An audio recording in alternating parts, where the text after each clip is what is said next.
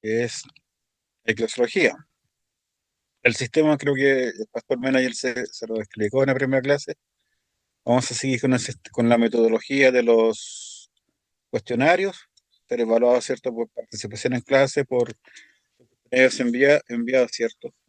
Así que, bueno, la idea de este curso es ojalá que podamos tener claridad sobre el origen de la iglesia, no según la tradición, sino que según lo que la autoridad de la Biblia nos enseña, entender conceptos de la iglesia, el propósito de que es por qué el Señor estableció la iglesia, eh, aprender también, ¿cierto?, que todas las iglesias no tienen el mismo sistema de gobierno, no todas las iglesias ven de la misma forma el ministerio que el Señor nos ha dejado. eh, y la verdad es que también aprender sobre nuestra responsabilidad en la iglesia en la cual el Señor nos ha puesto, que es el cuerpo de Cristo. Vamos a comenzar, ¿cierto? Este ramo que es bonito, que es bastante, a mi gusto, es bastante edificante, o va a ser de bastante edificación para nuestras vidas. Así que vamos a tratar de avanzar acorde a los conocimientos que se nos ha dado. Vamos a entonces comenzar con los cuestionarios. La idea es que no se atrasen mucho con los cuestionarios porque después se pone muy difícil al final del bimestre. Vamos con el cuestionario número 1 de la primera lección. Dice, ¿comienza la historia de la iglesia en el día de Pentecostés o comienza antes? Pastor, ¿está grabando? No estoy grabando. Voy a llamar a Pastor Mena para que nos pueda grabar. Pastor, ¿Sí? quisiera responder la primera. Ya, esperemos a que el Pastor Mena no Sí, grabe. sí. Lo voy a llamar ahora.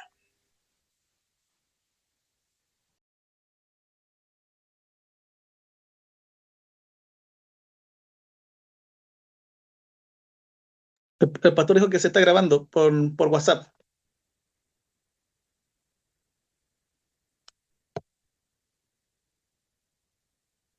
Ok, ya hermano Giovanni, ya Ya, escuchamos. dice, y comienza la historia de la iglesia en el día de Pentecostés. Bueno, primero decir que la pregunta 1 se responde con la pregunta 2 implícitamente, pero igual lo vamos a desarrollar. El pastor, ¿se fue? No, está ahí. Ahí está, ya. Bueno, dice que la iglesia, bueno, no comienza en Pentecostés, sino que la iglesia es una institución que existía ya en el Antiguo Testamento, como el pueblo del pacto. Pentecostés marca una fase en la historia de la iglesia, la era del nuevo pacto, pero no es su inicio absoluto. Y bueno, en el estudio también podemos ver de que con el concepto de la iglesia, que en el griego iglesia significa eclesia, que significa asamblea convocada o congregación de los santos, que es exactamente lo que cajal, que es el cajal en hebreo significa. Eso, doctor. Entonces, no comienza en Pentecostés. Así es. Ya. ¿Algún hermano tiene otra respuesta o que quiere profundizar un poquito en este tema? Solamente yo puse que Pentecostés solamente marcó el inicio de la iglesia del Nuevo Testamento, con la llegada del Espíritu Santo. Bueno, gracias, hermano Mauricio. Hermano Dinko, ¿usted iba a hablar? Sí, pero me quedé callado porque como no leí, iba a decir que sí. Porque claro, la iglesia en el Nuevo Testamento da inicio con Pentecostés. No, prefiero ¿Oye, callar pastor? mi ignorancia. Eh, Hermano Alejandro, diga. sí, yo estaba pensando que no comienza en Pentecostés, eso está reafirmado, pero yo iría un poco más atrás. Bueno, el hermano decía en el Antiguo Testamento, está correcto también, estoy de acuerdo, pero también yo quisiera decir que la iglesia comienza en la mente de Dios.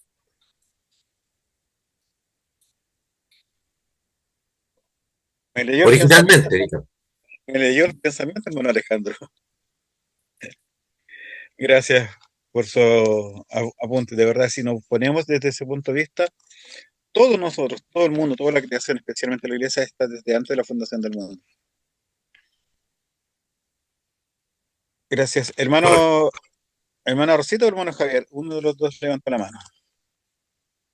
Yo, pastor. Hermano Javier. No, yo he notado en la comunidad previa a Pentecostés, puse yo, ¿no es cierto?, en la respuesta. Por ejemplo, cuando Jesús le dice a Pedro, ¿no es cierto?, tú eres roca, en ti fundaré la iglesia. Ya ahí estaba con el concepto de iglesia ya. Empezó con el concepto de iglesia, de preparar a los discípulos para la formación de la iglesia. Después dice, después puse yo de la resurrección, Jesús pasó 40 días con sus discípulos, ¿cierto? Claro, En Hechos 1:14 dice que perseveraran unánimes en oración y ruego, o sea, en concepto, ¿cierto?, de oración y ruego juntos, unánimes, reunidos. Ya estaban los apóstoles, ya como, digamos así, los líderes o los encargados de ese grupo. Ya venía de la enseñanza de Jesús una formación antes de Pentecostés. nosotros, mire, entonces, si nosotros, gracias hermano ¿Verdad? Javier. ¿Sabes Hermano qué? Dinko, Voy a defender mi postura. Voy a ir contra el documento. Para porfiar nomás me voy a tirar contra los molinos de viento. Lo que pasa es que la iglesia es el cuerpo de Cristo. Y hasta que no viene Cristo, nosotros no podemos tener iglesia. Lo anterior es una comunidad, es un cuerpo que está configurado con algún otro propósito, pero no es el cuerpo de Cristo. Si es que entendemos la iglesia como cuerpo de Cristo.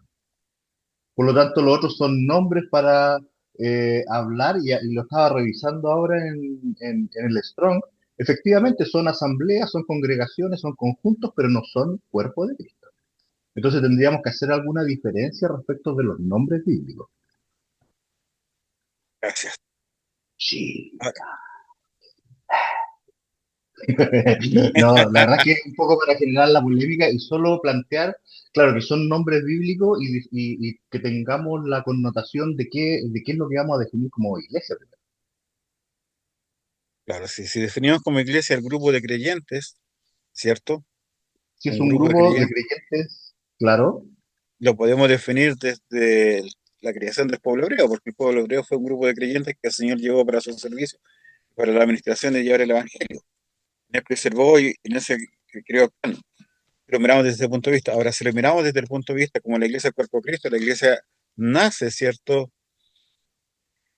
¿Cuándo? ¿En Pentecostés o nace con Cristo? claro, exactamente. Por eso digo que yo creo que hay que tomar esa definición primero antes Pero, de según definir. usted, ¿nacería en Pentecostés o con Cristo? En la simiente de Cristo. Con Pentecostés. ¿Seguro? ¿No?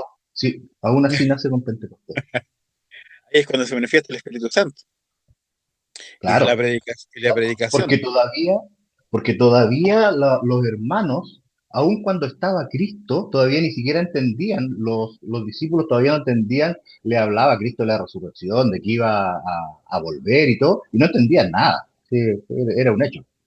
Hasta que vino el Espíritu Santo y entendieron su rol dentro, su rol como cuerpo, su rol como iglesia. Pero la preparación para el día de Pentecostés, el Señor la Sí, comenzó antes. Ellos no fue llegan. con Cristo, sí, absolutamente. Entonces las bases de la iglesia no es en Pentecostés, pues la base comenzó Sí, a las formarse bases con Cristo. sí, lo que quiera, y las bases vienen antes, y la preparación para Cristo Pastor, fue de todo el Antiguo Testamento. ¿Sí? pastor, sí, una Bueno, cosita. Javier, Sí, no, es que si tomamos, vamos a entrar en discordia con hermano Lincoln, no. No, Eso, sí. agarrémonos a combos No, nos virtuales. vamos a es, comulgar por hereje. claro, estamos en el concepto de que es antes, ¿no es cierto? Sí, Miremoslo al creyente nuevo, cuando llega a la iglesia y lo trae, ¿no es cierto? Lo trae al rebaño, llega en el aire, para él un mundo nuevo, comparado con los Es todo discípulos, nuevo. que cuando él hablaba, ¿no? El discípulo decía, y él hablaba, ¿no es cierto? Que Jesús le dice, a la gente os he dado a hablar por parábolas para que no entiendan, pero a ustedes no, a ustedes les he dado. Y Jesús a ellos le explicaba, le enseñaba, le iba dando un tesoro en su vida, como al que va recién llegando a la iglesia, un tesoro, va descubriendo la palabra, va buscando muchas cosas, un paralelo. Y después ya cuando avanza en el tiempo dentro de la iglesia, él llega ya a un nivel de conocimiento que es lo realmente de la iglesia. a mi entender, lo que hizo Jesús con ellos, les fue traspasando información para que después ellos, cuando ya, como usted dijo, les vino sobre ellos la revelación del Espíritu Santo, entendieron todo. Eso, pastor. Gracias. ¿Alguien más tiene otra pregunta?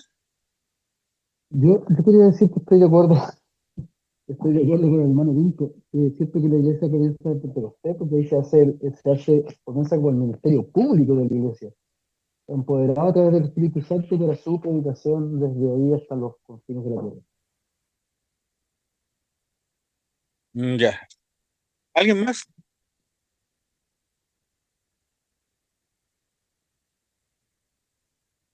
Yo también quiero estar en el debate. Ya, entre, no, si aquí podemos estar hasta la hora que hablaremos bien y lleguemos a una solución. Ya, Acá bueno, yo tengo una hora estoy. menos, así que por favor, alarguemos el debate. Así Sí, le da tiempo a Cinco para que lea el documento. sí, no solamente ese comentario de que si la iglesia comienza en Pentecostés, ahí hablaríamos como de dos, digamos, pueblos que tiene el Señor.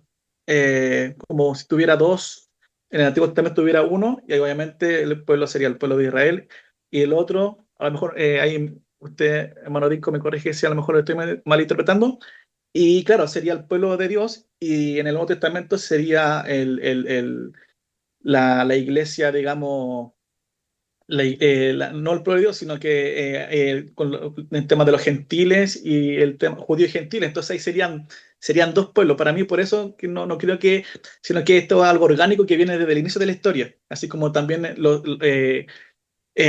aquel que crea que es hijo de Abraham espiritualmente y la simiente que es Cristo y son salvos a través de Cristo, tanto en el nuevo como en el antiguo. Más que nada eso. Gracias. Mira, ¿Alguien? solo un tema que es semántico, Giovanni. Cuando yo me encontraba en la Claro. escritura con la palabra pueblo, y esto ¿Mm? de verdad que es un tema semántico, cuando la Biblia habla de pueblo, se refiere al pueblo de Israel, y generalmente está referido en el Antiguo Testamento. Y cuando le hace la promesa a Abraham en Génesis 15, y haré de ti, en ti serán benditas todas las naciones, significa que además del pueblo, somos benditos nosotros. Entonces en el Nuevo Testamento se agregan naciones. Eso significa que estamos incorporados a los gentiles. Y todo el Nuevo Testamento incorpora además a naciones. Y lo que hace Pablo, básicamente con todas las cartas, es la unificación de la iglesia. Y lo que hace el libro de Hechos es unificar al pueblo judío con los gentiles. Eso es lo que hace. Entonces cuando viene Pentecostés y empieza con el centurión y sucede con todos los que no eran judíos, es hacer de los dos una sola iglesia, un solo cuerpo.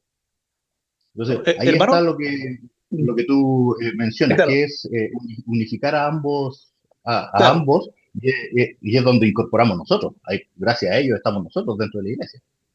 claro, Gracias a entiendo. Cristo, en Y realidad. hermano, Sí. pero ejemplo, no sé, bueno, no me recuerdo el pasaje, sí, que el mismo Génesis nos dice que serán benditas todas las naciones, pero si no me equivoco, bueno, perdón, no me acuerdo, pero algo Génesis de tu 15. simiente, dice la simiente, no las simientes, sino que bajo la simiente, y esa Génesis simiente, 3, Génesis 15, y en tus simientes serán benditas cuando le dice a Eva. claro, claro, entonces la pregunta, hermano, ¿esa simiente quién es?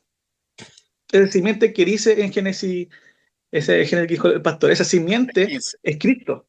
Entonces, a través de Cristo, y esa se puede, y justamente estaba hablando en escatología con el pastor Carlos Mena, digamos, Pablo hace como digamos, explica bajo el Antiguo Testamento que la simiente de Cristo es Cristo. Entonces, en Cristo están todas las naciones y es digamos, el pueblo de Dios. Pero yo creo que ese texto, no sé si ahí se puede leer, yo creo que es importante en ese, con respecto al tema sobre las naciones. Ya. Primero, ¿qué es la iglesia? ¿Cierto? Exacto. La iglesia es el cuerpo de Cristo.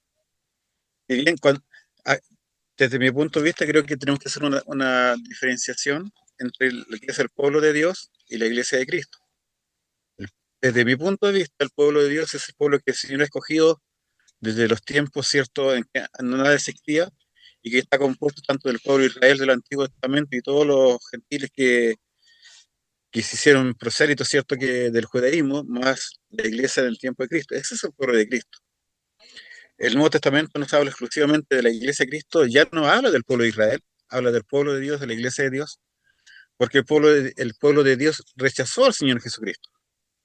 Y cuando comienza la iglesia, con la predicación tanto del apóstol Pablo como de Pedro y Juan, ellos no salen del judaísmo. Y eso es lo primero que tenemos que entender.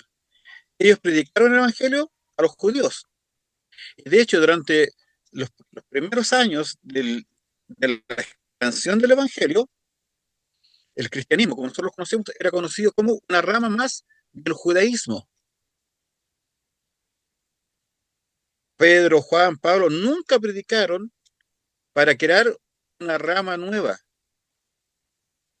pero con el transcurso de los años, los judíos se desmarcan del cristianismo porque lo encontraban una secta hereje.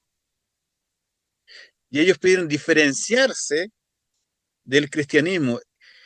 Y los cristianos como tales son conocidos en Antiquía de Siria, ¿cierto? Cuando ahí en Antiquía se les dice cristiano por primera vez en lo que dice el libro de Hechos. Entonces, cuando estamos hablando de iglesia, estamos hablando de todos los llamados por el Señor Jesucristo. Por eso se habla del cuerpo de Cristo. Cristo es la cabeza del cuerpo. Nosotros, como decía nuestro hermano Tinco, somos ese olivillo, olivillo no, ¿cómo se llama? Ese olivo silvestre que es injertado en el olivo, ¿cierto?, que es el pueblo de Israel. La iglesia se injerta al pueblo de Israel. Por lo tanto, cuando estamos hablando de esta situación, dice en forma semántica, la iglesia nace en el Nuevo Testamento. Pero tenemos un pueblo, desde mi punto de vista, que precede a la iglesia, que es el pueblo de Dios, en este caso era el pueblo de los judíos. Pero antes de los judíos, ¿no existía el pueblo de Dios? ¿Quién existía entonces? Si no eran los judíos. En qué posición queda Abraham? ¿En qué situación queda Melquisedec? ¿En qué situación, en qué ramo usted lo puede colocar a Noé, a Seth? No eran parte de la iglesia, no eran parte del pueblo escogido de Israel, pero eran parte del pueblo de Dios, parte de la congregación la congregación de los santos que Dios escogió. Entonces nosotros podemos, a través de las diferentes dispensaciones, ir dándole diferentes nombres a los hijos del Señor. Pero no podemos decir que todo el mundo es la iglesia. Ahora, si lo vemos desde un sentido espiritual, la iglesia espiritual es la que está conformada por todos los santos que creyeron. Y si lo vemos desde ese punto de vista, partiríamos de Adán y terminaríamos en el último de los escogidos antes de que venga Jesucristo. ¿Me entienden? Ahora, como tal, como una organización, la iglesia nace en Pentecostés y las bases las asienta el Señor Jesucristo. En el mismo texto que creo que citó el hermano Javier o el hermano Giovanni, no recuerdo cuál de los dos, cuando citan Mateo 16. Y miren, analicemos un poquito, dice Mateo 16, 18, después de la declaración de Pedro. Dice, bienaventurado eres Simón, hijo de Jonás, porque no te lo reveló carne ni sangre, sino mi Padre que está en los cielos. Y le dijo, y yo también te digo que tú eres Pedro, y sobre esta roca edificaré mi iglesia. El verbo edificar, ¿en qué tiempo está conjugado?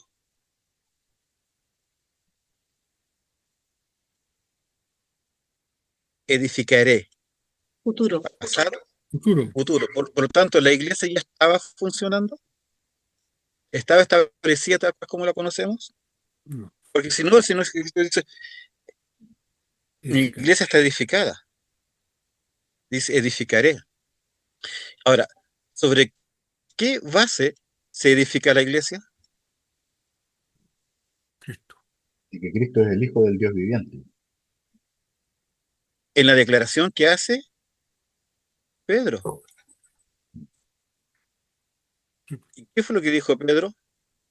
Tú eres el Cristo, el Hijo de Dios viviente. Tú eres el Cristo, el Hijo de Dios viviente. Dios viviente. Entonces, cuando estamos hablando de Cristo, la iglesia se va a basar en lo que Cristo enseñó e instruyó a los apóstoles. No podemos hablar de que la iglesia comienza a, antes de la era apostólica, antes de la venida del Espíritu Santo.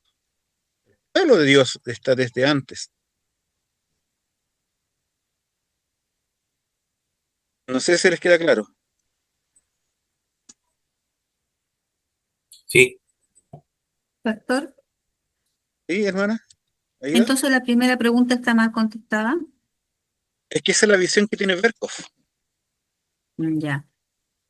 Yo estoy dando mi impresión y creo que los años que llevo estudiando esto, la iglesia comienza con Pentecostés, 50 días después de la venida del Señor Jesucristo, porque en el fondo la iglesia va a comenzar en la base de la declaración de Pedro.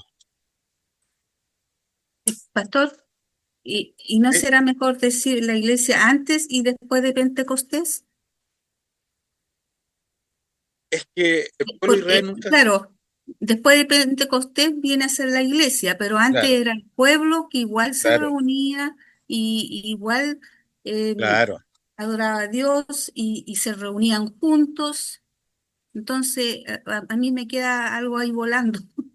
Lo que pasa es que el pueblo de Dios siempre, el Señor siempre ha hecho que su pueblo se congregue y se reúna. Lo vimos, por ejemplo, en los tiempos cuando el Señor junta al pueblo de Israel después de sacarlo de Egipto. Él manda que se construya el tabernáculo y el pueblo iba a la santa convocación y todo el pueblo se congregaba y existía para escuchar lo que Moisés tenía que decir o lo que Dios le había revelado. Después teníamos de eso, ¿cierto? Que el pueblo de Israel se congregaba en el tabernáculo en el tiempo de los jueces hasta que el rey Salomón construye el templo y el pueblo congregaba y se iba a reunir a Israel. Y ahí se convocaba y se usaba la palabra cajal, Sí. que es, Pastor, que es convocación, que es llamar, que es una congregación, o también que es la sinagoga, que nosotros conocemos como la sinagoga, que era el lugar donde el pueblo de Dios se congregaba para estudiar, para adorar, para alabar y ser instruidos. sí. Pastor, yo la contesté así, la iglesia antes y después del Pentecostés comparte Es, una misma esencia como pueblo redimido por Dios, pero difiere en su forma de administración, poder espiritual y misión universal. Principales diferencias, y ahí enumeré, son como 6 diferencias. Administración del pacto. Antes de Pentecostés, la iglesia vivía bajo la administración del antiguo pacto, con leyes ceremoniales, sacrificios y una estructura centrada en el templo. Después del pacto, se inaugura la administración del nuevo pacto, centrada en Cristo como mediador, con acceso directo a Dios por el Espíritu Santo. Y así, presencia y poder del Espíritu Santo, puse misión y expansión, estructura y liderazgo. claro, Pero o sea, la dividí entre antes y después de Pentecostés. claro, Eso, pastor. si lo miramos desde ese punto de vista como una congregación, podríamos decirlo antes, pero recuerde que la palabra cajal, que es la que deriva, ¿cierto?, el, el encontrarse o el congregarse en un lugar designado. Y ese lugar en el principio fue el tabernáculo, después fue el templo, y después del templo, ¿cierto?, nacieron las sinagogas, que eran lugares donde se estaba enseñando la palabra del Señor. Entonces, cuando se le aplica ahí a Israel, era cuando se estaban reuniéndose en alguna asamblea, pero se reunían para ciertas ocasiones, para ciertas convocaciones o convocatorias. Por ejemplo, para la celebración de las fiestas religiosas. Habían ciertas fiestas religiosas en las cuales era la obligación que todos los hombres mayores de cierta edad asistieran. Era la fiesta de los Ácimos, de la Pascua, y la fiesta de Pentecostés, que era donde se producían las grandes peregrinaciones, donde los judíos de todas las latitudes del mundo conocido llegaban a adorar a Jerusalén. Era por convocatorias. Y la otra gente, ¿cierto?, que asistía al templo a la adoración de la mañana, de la tarde y al atardecer. Pero si nosotros nos fijamos en la iglesia, es, es totalmente diferente, como decía nuestra hermana Ida, a la forma de adoración que hace la iglesia, como decía nuestro hermano Dinko. Nosotros ahora no vamos a la iglesia a ofrecer sacrificios, nosotros nos vamos a la oración matutina o la oración de la tarde para pedir perdón o para ofrecer nuestras ofrendas y holocaustos. Con Cristo, en la iglesia, nosotros podemos asistir libremente a cualquier momento. Lo que pasa es que lo que nos enseña acá Berkov es un concepto de una congregación o de una asamblea que se reúne para adorar al Señor. Y en ese concepto, Berkov hace que la iglesia es anterior a Pentecostés. Logran entender el enfoque que le da Berkov a lo que es iglesia. Pero iglesia propiamente tal, desde mi perspectiva, comienza con la llegada del Señor Jesucristo y con la preparación que hizo el Señor Jesucristo con todos sus apóstoles. Primero con los 12, después con los 70, y después el Señor congregó a los 120. Y ahí recién, cuando reciben el poder del Espíritu Santo y empieza la propagación, la iglesia empieza a establecerse y va a demorar un periodo de tiempo en establecer y asentar las bases. Con la predicación de Pablo, de los apóstoles y con toda la doctrina que Pablo y Pedro y Juan y los demás escritores del Antiguo Testamento, del Nuevo Testamento, asientan la doctrina de lo que es la iglesia. Y como decía nuestra hermana Ida, son completamente diferentes. Rufi. Los dos van a adorar a Dios, pero la forma en cómo se conforman y el propósito son diferentes. ¿Algo más? Pastor, Hacemos la segunda. Ya, pastor, hermano Oscar. no, solamente yo, para pasar a la segunda, como dice el hermano. Yo solamente quería leer un texto que es como la base o que fortalece la respuesta que tenía usted, hermano Lincoln. Dice Pablo en el 19:20, así que ya no soy extranjero ni advenedizo, sino conciudadano de los santos y miembro de la familia de Dios, edificados sobre el fundamento de los apóstoles y profetas, siendo la principal piedra del ángulo Jesucristo mismo. Exactamente. Muchas gracias por ese pasaje, clarito. Y de hecho hay varios significados que varios nombres que va recibiendo la iglesia: columna, ¿cierto? Y soporte de la iglesia, cuerpo de Cristo, y muchos otros nombres más que no tienen que entender que la iglesia comienza con Pentecostés.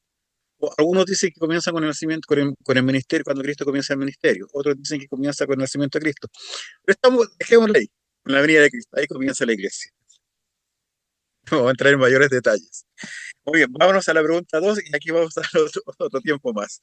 Dice, si existió antes, si la iglesia existió antes, ¿en qué difiere la iglesia precedente a ese día con la iglesia que siguió a ese día? Ese día se refiere al día de Pentecostés. Es que hagamos otra cosa entonces, pastor. Respondamos desde la perspectiva de Berkov, porque estaba revisando un poco ¿cómo se llama? La doctrina, el Quiso hablar sumario en 20 realidad, minutos que es más para cortito. decirse, hermano Dinko. ¿Cómo? No, no, Quiso no, hablar no, 20 no minutos es para decirme. Lo que decirse. pasa es que va a presentar menos confusión el tema si lo miramos desde la perspectiva de Berkov.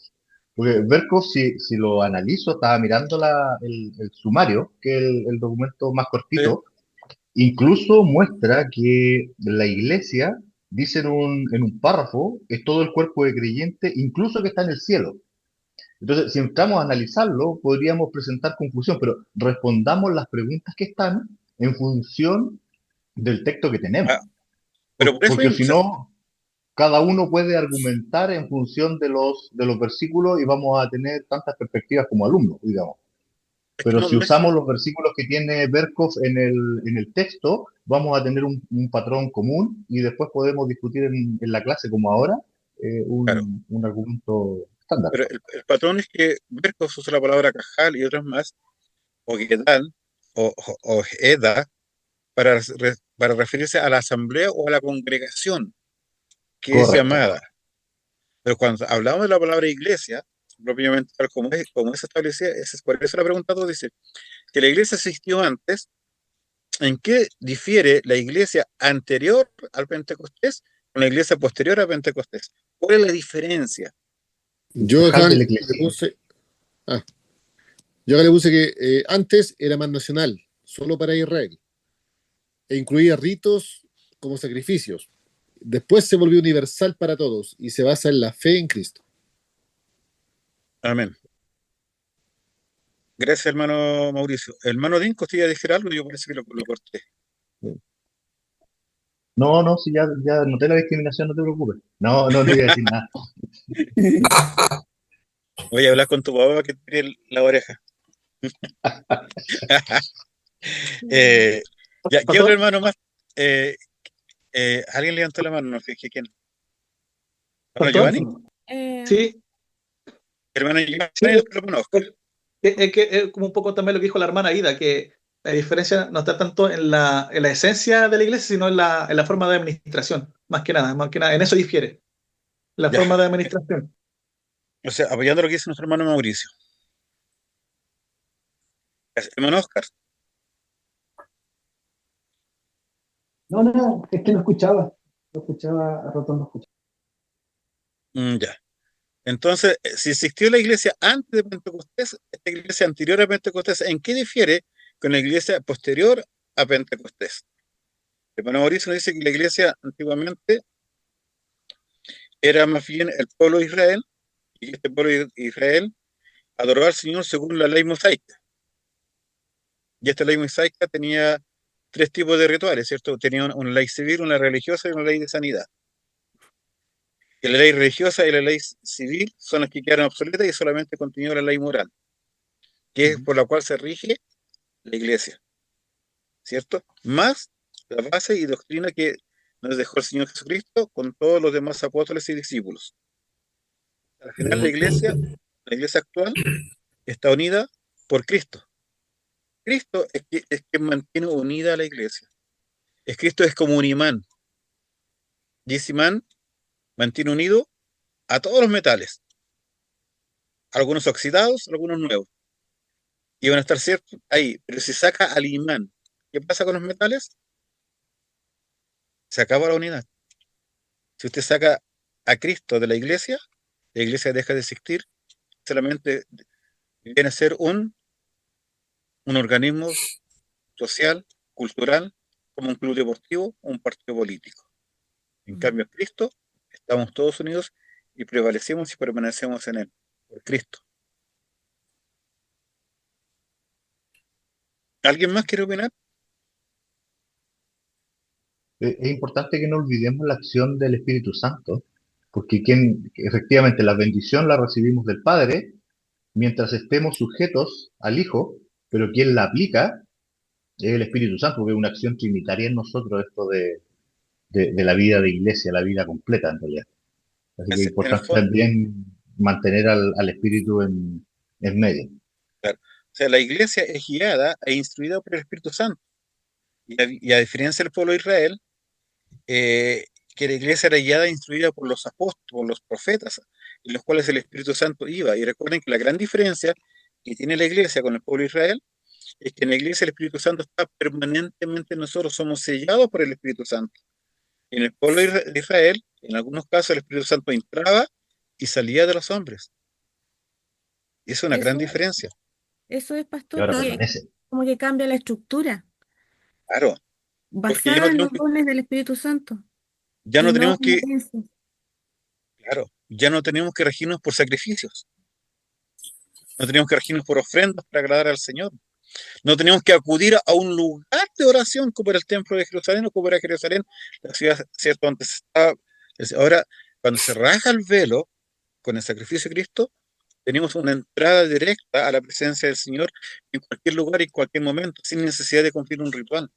Ya el sumo sacerdote no tiene que interceder por nosotros, porque yo mismo voy delante del Señor y le pido perdón por mis pecados. O sea, el capítulo 2 del libro de Hechos narra un acontecimiento sobrenatural que no va a abarcar solamente a los 120 que estaban en el aposento alto, sino que ese día más de 3.000 personas reciben la predicación de la palabra del Señor y se ven tan acongojados que le dicen al apóstol Pedro, ¿qué haremos ahora? ¿Qué quieres que hagamos? Y ahí Pablo dice, arrepiéntese y bautícese en el nombre del Señor Jesucristo, porque se dieron cuenta de lo que habían hecho. Entonces, había judíos, había prosélitos de diferentes partes del mundo y de ese instante, de esos 120, el evangelio se expande. Antes de que los apóstoles salgan de Jerusalén, Esos mismos que estaban ahí son los que van a llevar el Evangelio a diferentes ciudades en las cuales ellos escucharon su palabra del Señor.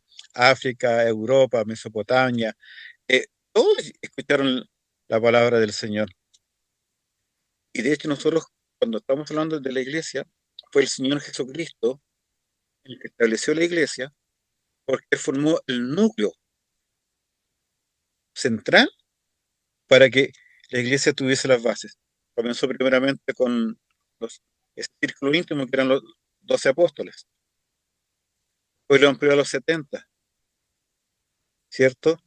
Y después amplió ese círculo con los 120, donde no solamente había hombres, sino que incluyó a las mujeres y niños. Y después de eso, ¿cierto? Que ellos son los que recibieron el derramamiento del Espíritu Santo, el número se aproximó a 3000 y fue creciendo exponencialmente. Entonces, si nosotros miramos desde ese punto de vista, Pentecostés es el día del verdadero nacimiento de la iglesia de Jesucristo. Aunque para eso el Señor, en forma previa, dio una serie de acontecimientos que sentaron la base para lo que habría de ser más adelante.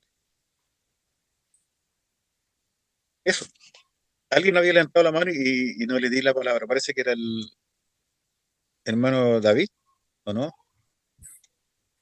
Sí, pastor, pero me arrepentí porque pensé, pensé que lo que iba a decir estar fuera de contexto.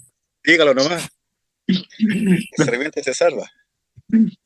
No, lo que pasa es que siguiendo eso que decía, el hecho de que ya nosotros no tenemos que hacer rito ni no esas cosas, porque estamos allá con el Espíritu Santo, alguien podría pensar, chuta, entonces ¿para qué vamos los domingos entonces a la iglesia, po? Si el Señor está en todos lados, yo me podría en mi casa juntar con los hermanos el domingo y no ir.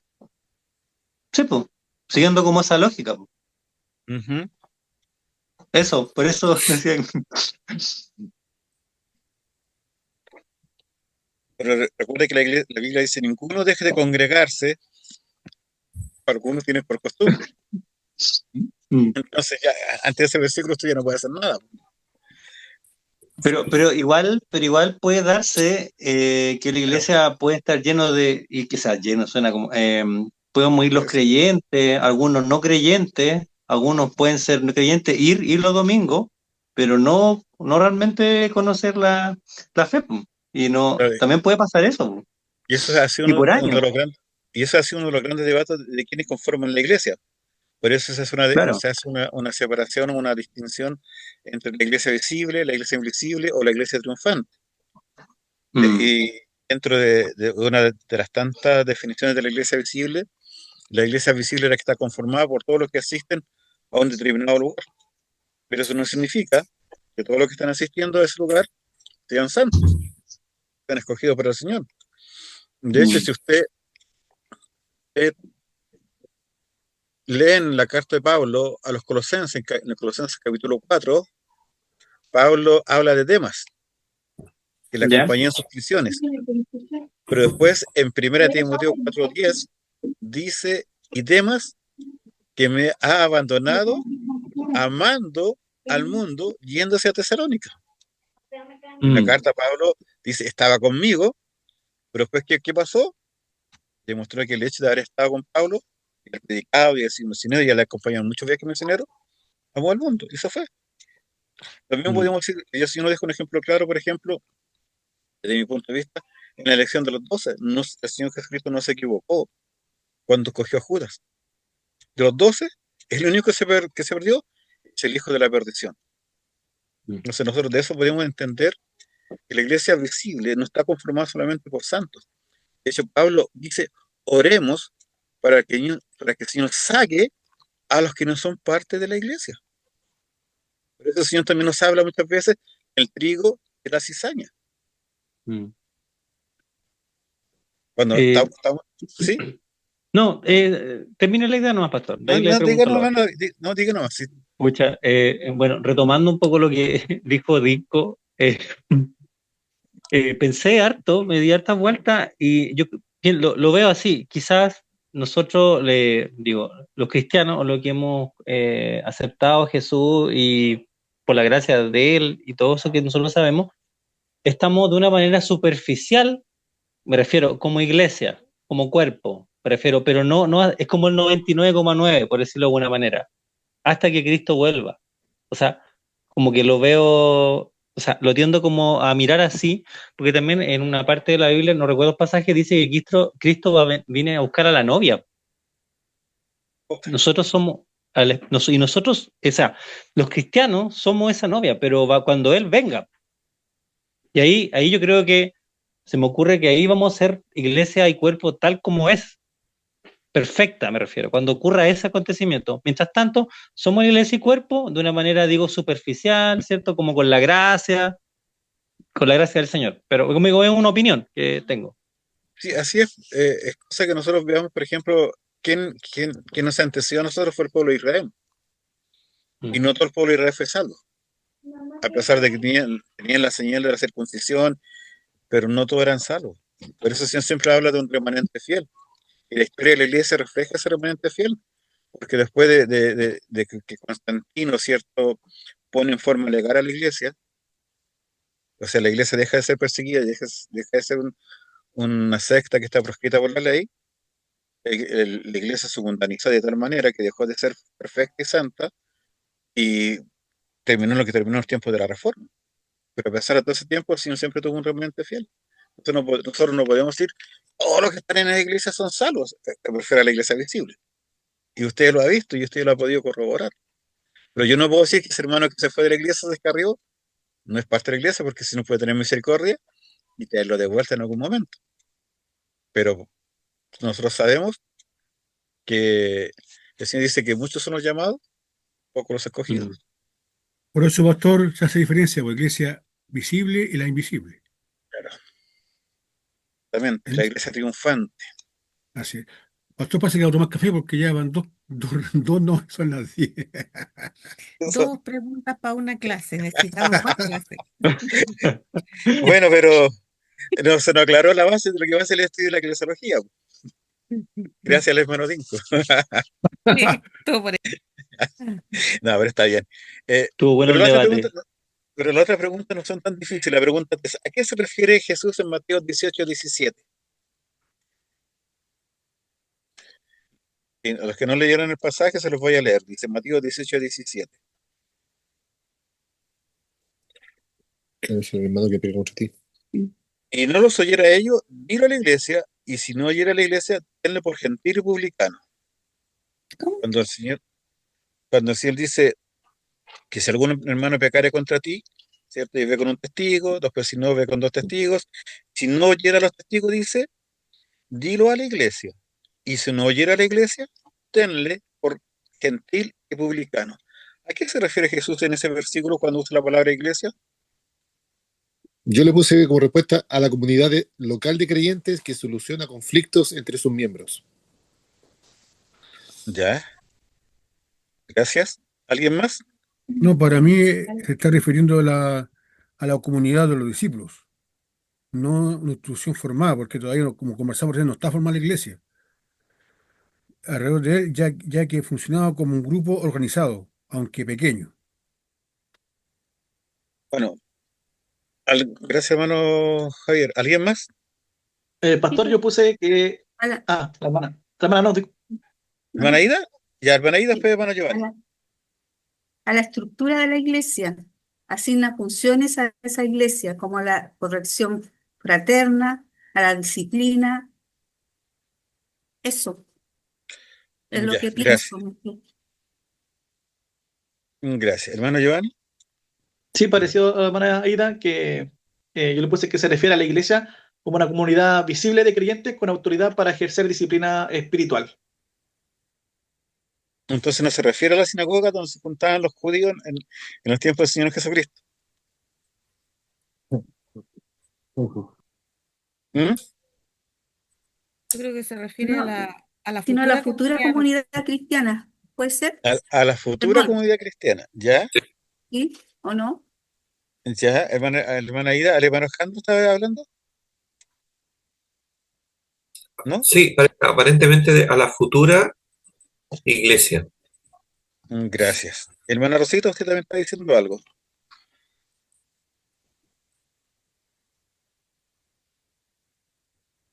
¿no? Ya. Entonces, hay consenso que no se refiere a la sinagoga en la cual los judíos se congregaban, sino que recuerda que ya el Señor le había dicho a Pedro que sobre su declaración iba a fundar la iglesia, y está refiriéndose a lo que va a ser la congregación, ¿cierto? Donde se reúnen todos los cristianos. Y está dando instrucciones de cómo debe ser el cuerpo de Cristo. Ya, la número 4, a ver, ¿cuál iglesia identificó a Agustín con el reino de Dios? ¿La que se considera como un organismo espiritual o la que se considera como una institución externa? Todos saben quién fue Agustín, ¿cierto? Sí, Ya. Yo no, pastor. No me fijé quién dijo yo no. Yo, Ya. Hermano David. sí. Agustín es Agustín de Hipona, y que fue uno de los principales teólogos y escritores cristianos del siglo IV y el siglo V. Y él fue un gran apologista. Y de hecho, él es reconocido como uno de los padres de la iglesia. Su pensamiento doctrinario es comparado al apóstol Pablo, porque gracias a su pensamiento asentó las bases de lo que son la iglesia en la actualidad. Él, él nació en el 350 y algo, si no mal no recuerdo, y murió en el año 430. Pero fue un gran teólogo de la iglesia del siglo cuarto y quinto. del año 354 exactamente. Ya, y de hecho, una de las dos obras más conocidas son las Confesiones y la Ciudad de David. Y él hablaba mucho sobre la gracia del Señor, sobre la voluntad de Dios, y él habló mucho sobre lo que es el pecado original del ser humano y la relación de Dios. Entonces, era un pensamiento muy similar al del apóstol Pablo. Y él asentó muchas de las bases de lo que nosotros hoy día conocemos como iglesia, y dentro de su definición de iglesia, él presentó lo que va a ser el modelo de iglesia que nos va a regir durante muchos siglos de ahí en adelante, y que más adelante los escolásticos, que son la parte de la católica, van a diferenciar la visión que tenía Agustín y va a derivar en lo que nosotros conocemos hoy día la Iglesia Católica, que tiene que ver con la Iglesia Católica. Lo estoy respondiendo a la pregunta, pero no importa. La Iglesia Católica tiene una visión como una institución externa. Y Agustín siguió la enseñanza de Cipriano, donde la iglesia, si bien tenía una estructura episcopal, porque esta estructura se fue dando poco a poco, no se dio de un momento a otro. No sé si le hago un poco resumen de cómo se llegó al episcopado o me voy directamente a la pregunta. No, vaya directo, no. Ya, que se va a estar una hora más. Lo que pasa es que cuando se habla de la iglesia, Agustín está diciendo que la iglesia era la comunión de los santos, ¿ya? Y que esa comunión no se encontraba fuera de la iglesia. Por lo tanto, cuando estamos hablando, Agustín considera la iglesia como un organismo espiritual, no como una institución externa. Entonces, ¿qué es lo que decía Agustín? Que lo importante es que cada miembro vivo de la iglesia debe pertenecer a ella en un sentido interno, ¿ya? Entonces, Agustín decía que la iglesia es la que continúa con la sucesión episcopal de las autoridades, y que en la iglesia estaba depositada la gracia divina, y que la gracia divina se daba a conocer a través de la administración de los sacramentos, la Santa Cena, ¿cierto? Y el bautismo. Y él decía que también la iglesia estaba conformada por gente buena y gente mala, o sea, lo que estamos hablando recién. Entonces, al final, lo que hace Calvino, Agustín va a sentar la base para que la iglesia sea reconocida como el reino de Dios, pero en la parte interna espiritual. En cambio, eh, cuando se habla de una organización externa, Estamos hablando de que la iglesia tiene un carácter episcopal, pero no solamente está dedicado a la parte espiritual, sino que también está dedicado a todo lo que está fuera de la iglesia. Y eso es lo que deriva con los escolásticos y más adelante con toda la iglesia católica en la Edad Media y la asunción del papado, que la iglesia no solamente va a la organización interna de la parte espiritual de los hombres, cosa que la iglesia católica con el transcurso va a olvidar la parte espiritual con los papados y se va a dedicar a la parte externa. ¿Y a qué se refiere? A regir y a gobernar el mundo. Por eso vemos que después los papas tienen un poder religioso y un poder político. Y los gobiernos son los que se tienen que sujetar a la iglesia. Y esa es la visión que tenía Agustín. Respondiendo a la pregunta, un organismo espiritual, no una institución externa. Es muy resumido todo como para poder entenderlo, pero creo que lo entendieron, ¿cierto? Sí, sí. Clarísimo, Bueno. Eh, Pastor, ¿Sí, yo, hermano Giovanni? o sea, pero ahí usted dijo que en Agustín también él reconocía, de hecho en el estudio sale que él reconocía la iglesia como la iglesia católica romana, lo que usted también decía, con los sacramentos, la iglesia, digamos, visible, el episcopado, entonces eso también como que, Claro. o sea, para mí esa pregunta sería tanto externa como interna, para mí. No, es que hasta entonces, hasta los tiempos de Agustín, los, los- los obispos tenían mucho Mm, poder. claro. Mira, hasta el tiempo de Agustín habían iglesias que tenían una jurisdicción y tenían un poder, sobre todo los obispos de la iglesia de Roma, el obispo de la iglesia de Constantinopla, el obispo de la iglesia de Antioquía, Ya. el obispo de la iglesia de Alejandría en Egipto y el obispo de Jerusalén, aunque Jerusalén como ciudad no tenía mayor importancia. Entonces, Mm, esos 5 obispos se, se adjudicaban de tener la autoridad dentro de la iglesia. Y con el transcurso de los tiempos, no los tiempos de Agustín, sino que posterior a Agustín, va a prevalecer Alejandría es destruida, Jerusalén mm, deja de tener importancia y Antioquía también, y prevalecen 2 obispos, el obispo de Constantinopla y el obispo de Roma. Y ahí empieza la autoasunción o esta denominación de papa, papado. claro. Pero eso es con... ¿Y por qué se habla de la Iglesia Católica? Recuerden que católico significa universal. Universal, claro. Y entonces uno se estaban adhiriendo a la Iglesia Católica que está en Roma o a la Iglesia Católica que está en Constantinopla. Porque con Constantino, el obispo de Constantinopla, esa es parte de la historia, eh, viene la lucha de poder. ¿Cuál de los dos era más importante? Y Agustín se inclina hacia el papado de Roma. No para que no haya confusión, a la Iglesia Católica Apostólica Romana, que es la que hoy día nosotros conocemos. Claro. Pero lo dejaron como en Roma porque supuestamente había muerto ahí Pedro y Pablo, ¿o no? Por eso más. Eh, y por eso esas tradiciones vienen a ser posteriores. Claro, Porque ahí viene ya, a ver, porque ahí viene esta cosa ay, ¿cómo se llama? De la tradición. Porque claro.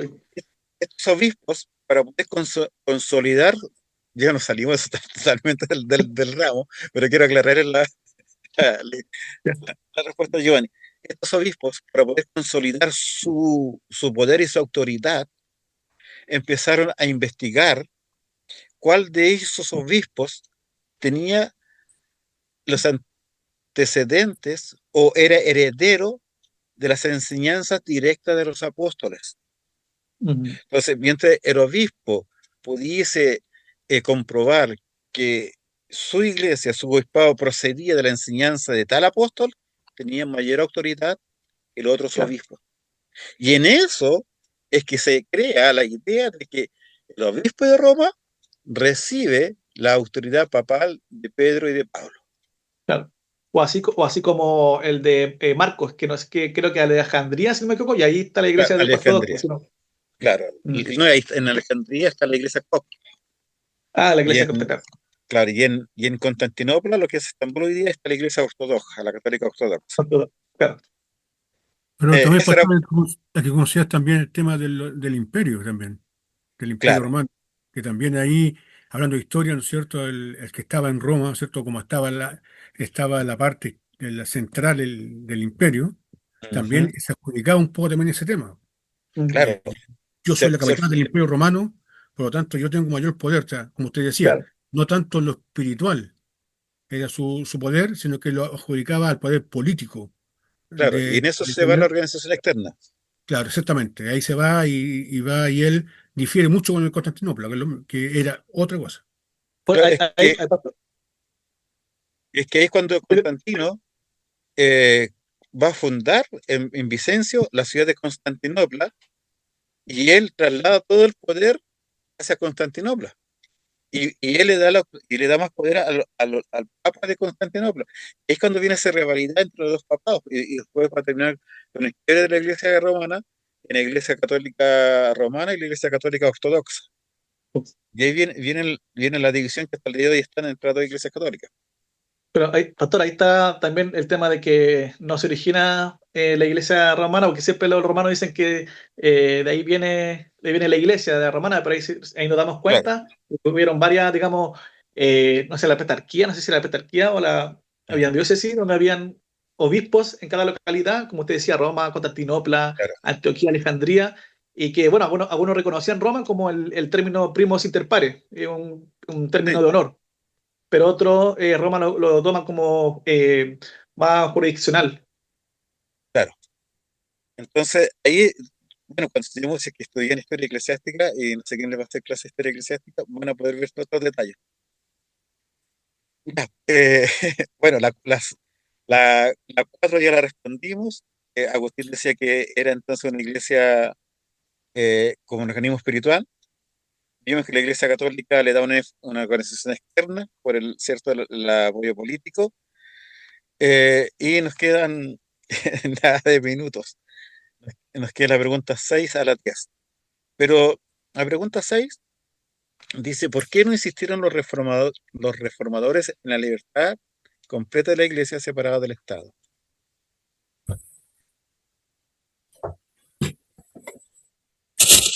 ¿Alguien tiene esta respuesta?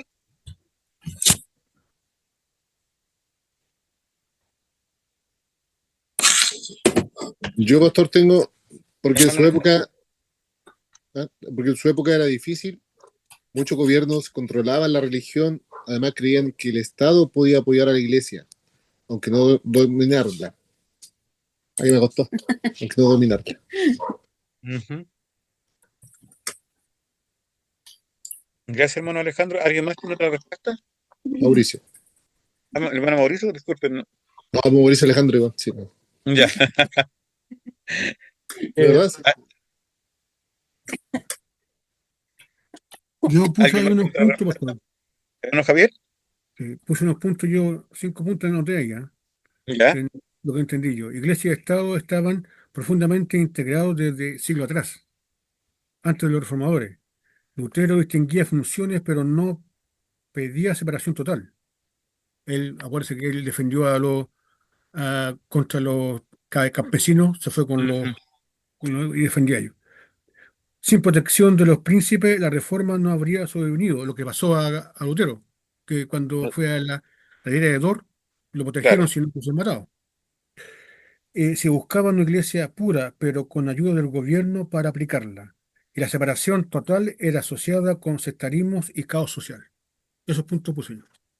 Claro, o sea, ellos siempre buscaron el protectorado de los príncipes, de los reyes o de los gobernadores para poder seguir predicando el evangelio. Entonces ellos no veían la separación de Estado e Iglesia.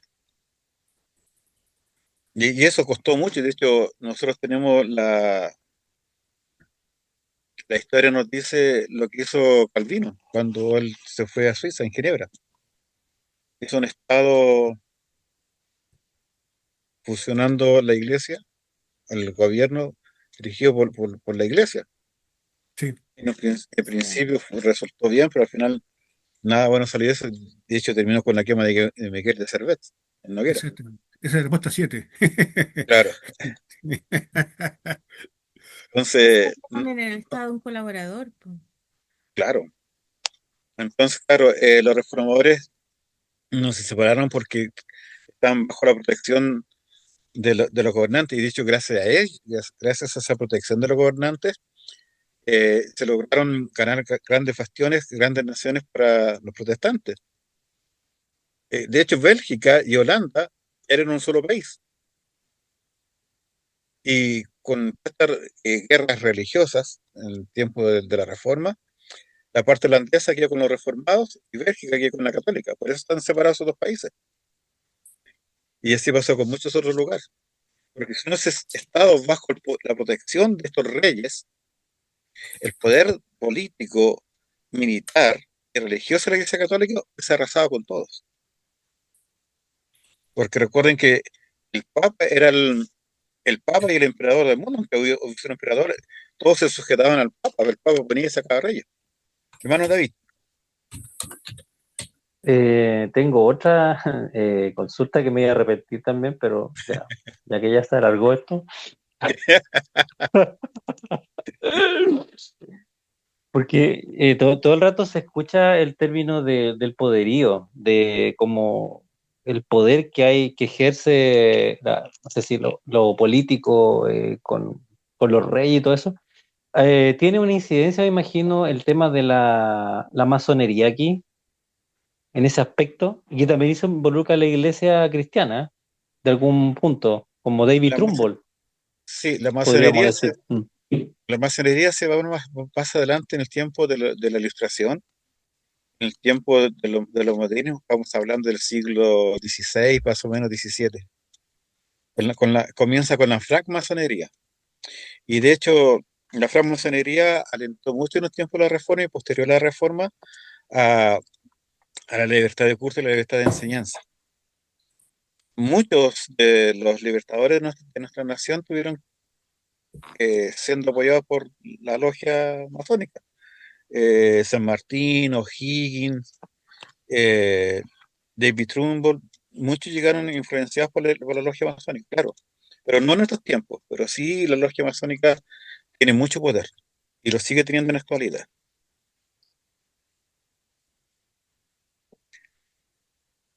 Ok, gracias, pastor. De nada.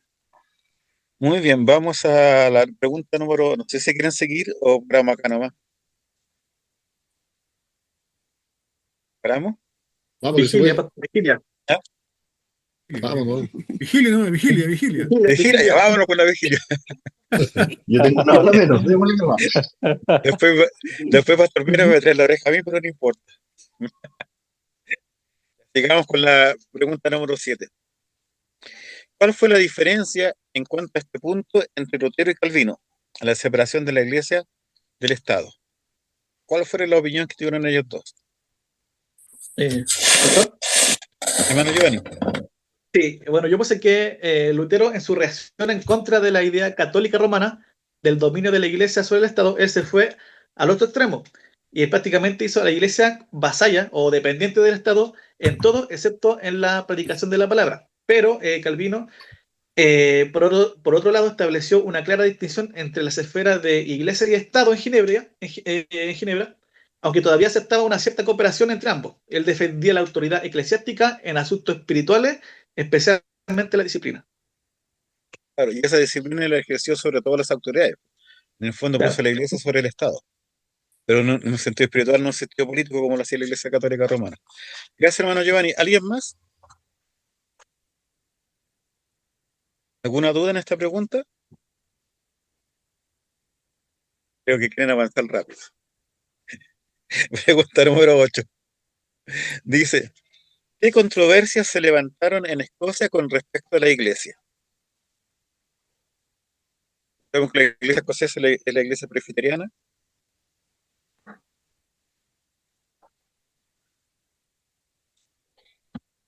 ¿Alguna respuesta? Yo puse lo siguiente. Llamado a Javier. En Escocia los respecto a la iglesia fueron intensas y prolongadas y giraron principalmente en torno a la autoridad, la forma de gobierno eclesiástico y la relación entre la iglesia y el Estado. Algunas controversias principales, liderada por John Knox, fuertemente influenciado por Calvino. Rechazo de la Iglesia Católica y del sistema episcopal. Se estableció una iglesia nacional de tipo presbiteriano, gobernada por ancianos, no por obispos. La nobleza y el rey, especialmente Jacob VI, buscaban mantener control sobre la iglesia. Resultado, tensión constante entre la iglesia presbiteriana y la monarquía. Imposición del episcopalismo por parte de los reyes Eduardo Carlos y Carlos II. Liturgia anglicana impuesta por la corona, vista como una tradición a la reforma escocesa. Persecución violenta a los presbiterianos. Y como resultado, guerras civiles, ejecución de Carlos I y posterior restauración con concesiones limitadas. Esa fue mi respuesta. Un poco larga, Gracias. pero disculpe. No, muy buena y completa su respuesta. Muchas gracias. ¿Alguien más? ¿Tiene alguna otra respuesta, otro punto de vista? Eh, ¿No, Giovanni? Sí, Sí. puse que en Escocia la reforma liderada por John Knox resultó una iglesia presbiteriana con fuerte énfasis en la autoridad de la palabra y el gobierno por ancianos. Se insistió en la independencia de la iglesia respecto al control del Estado, lo que condujo a conflictos como los que dieron lugar al movimiento que se llama los Covenanters. Si no, bueno, pronunciar. Estamos hablando de la separación entre iglesia y Estado. Esa es la gran controversia, porque recuerden que en Inglaterra se forma la iglesia anglicana. Y la iglesia anglicana, ¿por qué se forma? No se forma por una controversia espiritual, sino que porque el rey no le dieron el divorcio. Y de cierta forma la iglesia anglicana que tiene una base entre católica y reformada. Y de hecho, todos los reyes se tenían que subordinar a la palabra de la iglesia, y ese era regida por el rey. Muy bien. Entonces la iglesia, en el fondo, la iglesia escocesa buscaba la independencia espiritual. Y que esa iglesia no hacía frente a lo que era toda la interferencia del gobierno. Separados los dos poderes. Muy bien. 9. ¿Cómo se explican los diferentes conceptos de la iglesia en Inglaterra y en Escocia?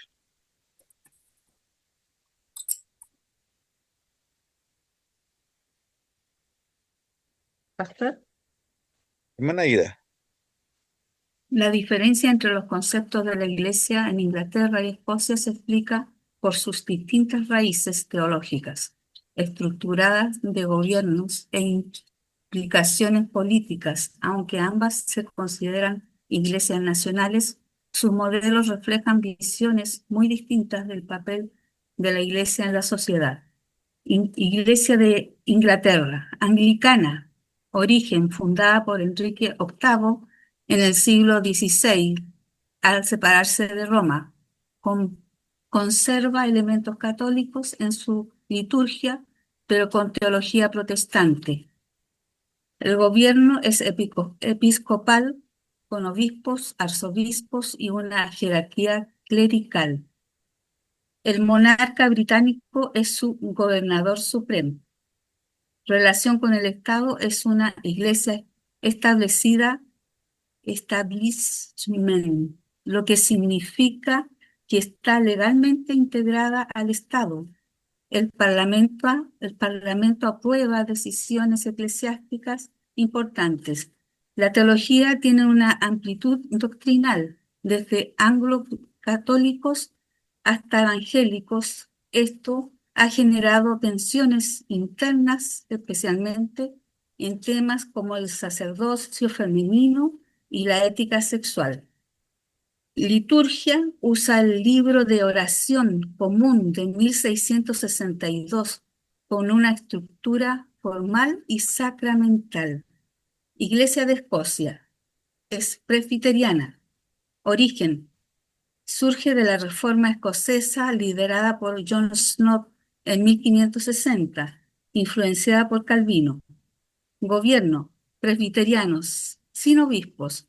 Está dirigida por asambleas de ancianos y pastores, con una estructura más democrática. Relación con el Estado: aunque es la Iglesia nacional, no está establecida en el mismo sentido que la anglicana. Tiene autonomía eclesiástica, especialmente desde el Pacto Nacional de 1638 y la Revolución Gloriosa de 1688. Teología más homogénea en su doctrina reformada, aunque en siglos recientes ha habido apertura a posturas liberales. Liturgias más sencillas y centradas en la predicación. No hay libro de oraciones obligatorio, pero sí himnarios y guías para el culto. Eso, pastor. Gracias. Muy detallado su hermano Giovanni. Ah, ya. No, ¿Alguien? está buena la respuesta, bien detallado. Gracias. ¿Alguien más que quiera agregar algo?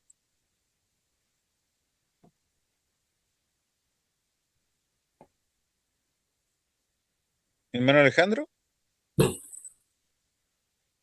Entonces, en resumen, la Iglesia católica, o sea, la Iglesia anglicana, la cabeza es el rey y, y se rige, ¿cierto?, por lo que dice el Estado, el gobierno. En cambio, la Iglesia escocesa no reconoce al monarca como su rey y es gobernada por la Asamblea General. La Asamblea General está conformada por diferentes presbiterios. En el fondo es la Iglesia la que se rige a sí misma y se gobierna a sí misma como estableció. Una injerencia política. La última, número 10. ¿Cómo afectó el racionalismo a la doctrina de la Iglesia? Yo, pastor, ahí tengo que lo volvió más light. Algunos dejaron de verla como algo divino y la trataron como un club social o moral. Eso. Muy buena su respuesta. ¿Cómo afectó el racio? Hermano Alejandro.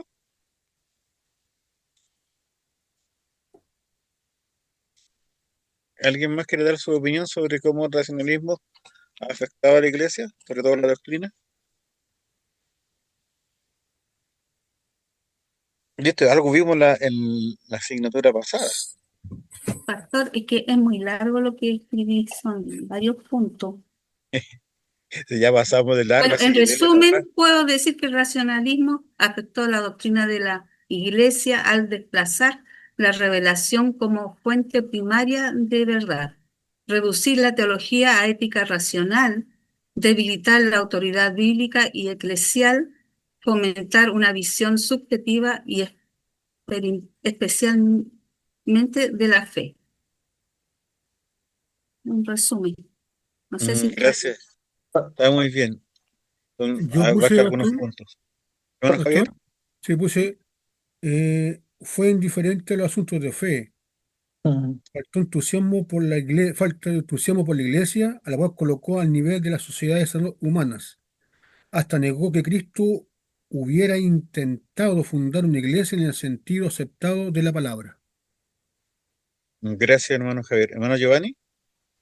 Sí, yo puse que debilitó la autoridad de la escritura, promovió una visión de una iglesia más sociológica que teológica y puso énfasis en lo humano por encima de lo divino, como también se decía, relativizando la doctrina, negando los milagros y socavando la autoridad de la iglesia como una institución divinamente establecida. Y también agregaría que este racionalismo también ha afectado hasta el día de hoy iglesias que ya, como dicen, no le importa la doctrina no importa. Sí, ha afectado mucho el racionalismo hoy día en la iglesia. Y lo sigue afectando. En el fondo, lo que estamos hablando con el racionalismo es que, ¿se acuerdan cuando comenzamos con antropología? Lo que más valoraban era la raza humana, la razón humana. Antropocéntrico. El hombre es el centro de todo, por lo tanto, la fe es cambiada por la razón, el conocimiento científico. Y trata a la iglesia, en el fondo, los racionalistas tratan a la iglesia como una institución social más, como no es el Club de Leones, como es el partido político, no ven nada espiritual, nada divino. De hecho, como decían los hermanos, dudan de que la iglesia tenga un origen divino. Simplemente dicen que es una creación del ser humano. Pastor. Incluso algunos llegan a decir que Jesús no, incluso algunos llegan a decir que Jesús nunca quiso organizar una iglesia.